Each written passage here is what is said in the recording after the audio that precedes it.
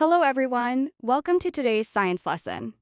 Today we are going to review what we have learned about the classification of living things. This is a very exciting topic because it helps us understand the amazing variety of life on Earth. From the tiniest bacteria to the largest animals, everything has its own special place in nature. In this session, we will go through the exercise of Unit 1 together. We will look at key points, solve some multiple choice questions, and answer important questions about how we group living things.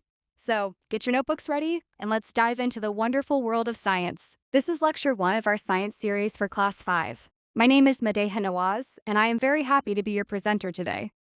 Our focus for this lesson is the exercise of Unit 1. Let's quickly review some key points. First, living things are divided into 5 main groups called kingdoms: Monera, Protista, fungi, plants, and animals. Second, we group animals into 2 big categories: vertebrates, which have backbones, and invertebrates, which do not have backbones. We classify vertebrates into 5 groups: fish, amphibians, reptiles, birds, and mammals. Invertebrates are even more diverse, including worms, sponges, insects, snails, and starfish. For plants, they are divided into flowering and non-flowering types. Finally, flowering plants can be either monocots with 1 seed leaf or dicots with 2 seed leaves. Now let's start our exercise. Question 1 is a choose the correct answer section. First, which of these is not one of the 5 kingdoms? The options are A, animals, B, plants, C, protista, and D, insects.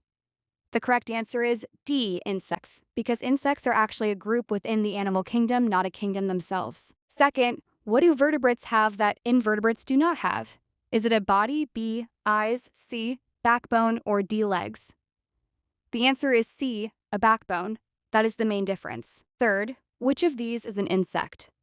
A, bluebird, B, bat, C, earthworm, or D, cockroach? The correct answer is D, the cockroach. Moving on to the next set of questions. Fourth, which of these do insects have?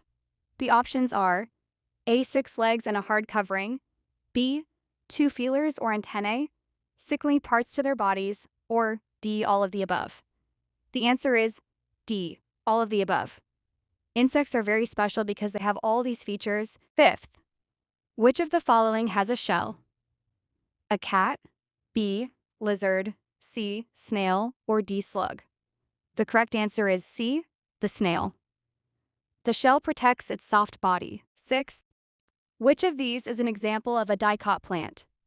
A, wheat, B, gram, C, maize, or D, rice? The answer is B, gram. Wheat, maize, and rice are all mono. Now let's answer some descriptive questions. Question 1. What do you understand by classification and why is it important? Classification is simply grouping living things based on their similarities and differences. It is very important because it makes the study of living things much easier. It helps scientists identify and understand organisms without getting confused. Question 2.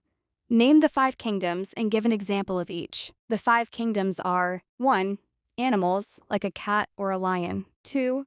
Plants, like a mango tree or a rose plant. 3. Monera, which includes bacteria. Fungi, like mushrooms, mold, or yeast. And 5. Protista, like the types. Question 3.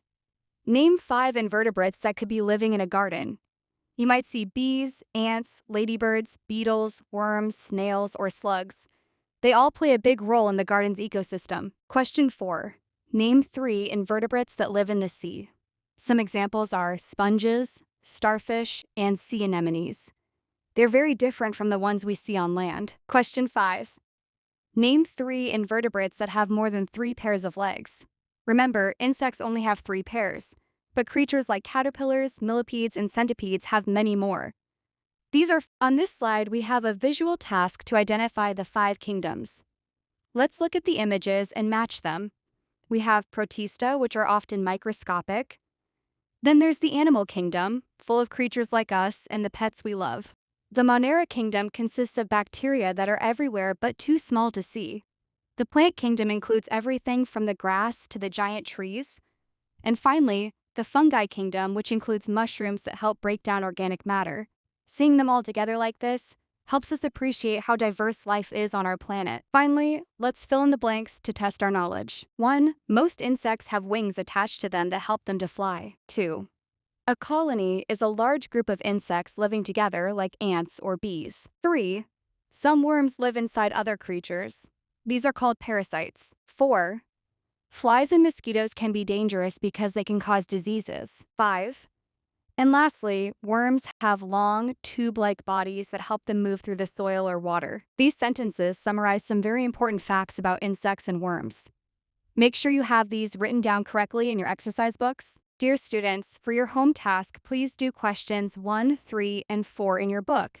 Additionally, please write down question 2 in your notebooks. Thank you for watching.